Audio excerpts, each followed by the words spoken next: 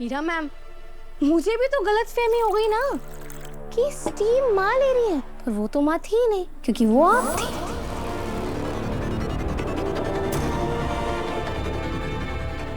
क्या बकवास कर रही हो तुम? नहीं मीरा मैम, मैं बकवास नहीं कर रही हूँ, मैं सच बोल रही हूँ। और ये आपने अकेले नहीं किया है, मुझे पता है। इसमें आपने मानसी दी की भी हेल्प ली ना। झूठ बोलने की कोशिश मत कीजिएगा क्योंकि मुझे काउंसलर ने सारा सच बता दिया।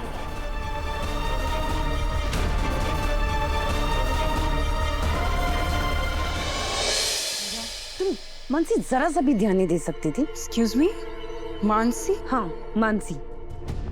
उस अनु ने कितनी होशियारी से तुमसे सारी बात निकलवा ली। हो गई गलती मुझसे। तुमसे भी तो गलती हुई थी ना, वो काउंसलर वाले टॉपिक पे सब कुछ मैस अप कर दिया तुमने, तो हो गई मुझसे भी गलती। सॉरी। ओके ठीक है, लीव इट। हमें इस टॉपिक पे लड़ना नहीं है, हमें कोई और मौका चाहिए होगा।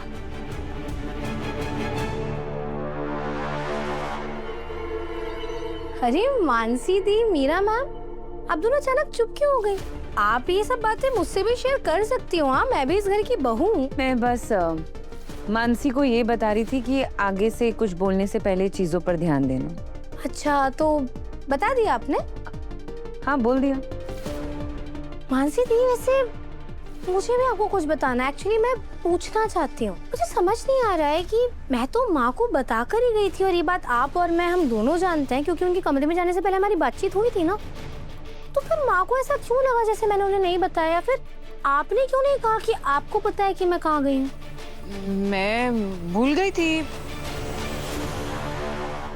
वो बहुत रात हो गई है, मुझे सोना है। डार्क सर्कल्स हो जाएंगे मेरे। Good night. Good night.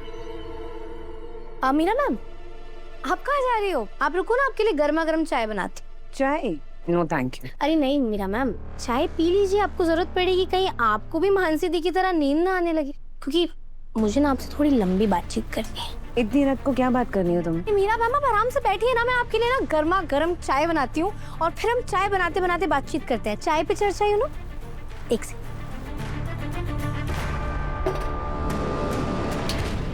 Meera ma'am, मुझे याद है जब मैं नई नई ऑफिस आई थी ना, तब आपने मेरे लिए बहुत मुसीबतें खड़ी की।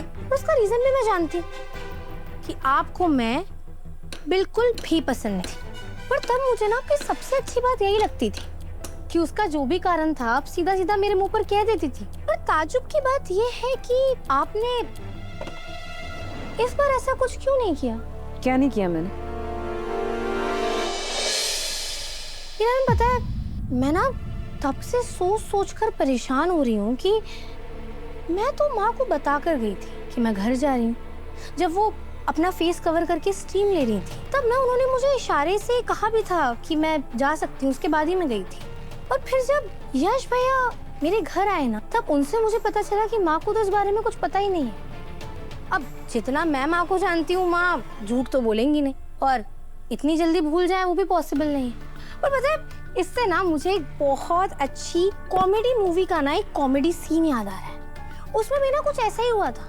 एक कैरेक्टर को ना गलतफहमी हो जाती है, मतलब जो इंसान स्टीम ले रहा होता है वो उसे कोई और समझ लेता है, और फिर वो सीन इतना फनी हो जाता है ना मीरा मैम, इतना कॉमेडी सीन था। अभी भी उसके बारे में सोच रही हूँ ना तो मुझे हंसी आ जा रही है। इन सब बात का क्या मतलब है? मुझे क्यों सुना रही हो सारी बातें? मीरा मैम, ये सब मैं आपको इसलिए बता रही हूँ क्योंकि एग्जैक्टली यही तो हुआ मेरे साथ। रुको बताती हूँ। मीरा मैम, मुझे भी तो गलतफहमी हो गई ना कि स्टीम माँ ले रही है, पर वो तो माँ थी ही नहीं क्योंकि वो आप थी।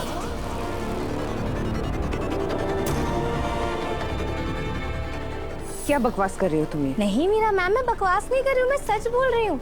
और ये आपने अकेले नहीं किया है, मुझे पता है। इसमें आपने मानसी दी की भी हेल्प ली ना। झूठ बोलने की कोशिश मत कीजिएगा क्योंकि मुझे काउंसलर ने सारा सच बता दिया।